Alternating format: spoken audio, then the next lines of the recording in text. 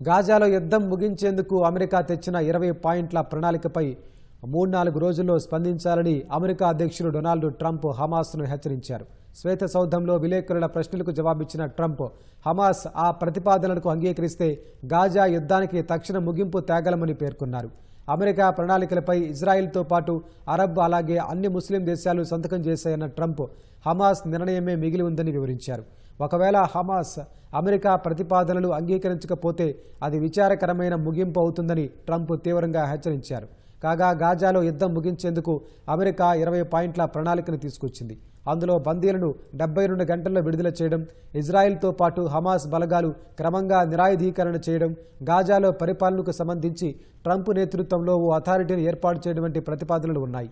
దీనిపై నిర్ణయం తీసుకునేందుకు పాలస్తీనా, ఇతర దేశాల్లో ఉన్న తమ రాజకీయ సైనిక వర్గాలతో హమాస్ చర్చలు జరుపుతోంది.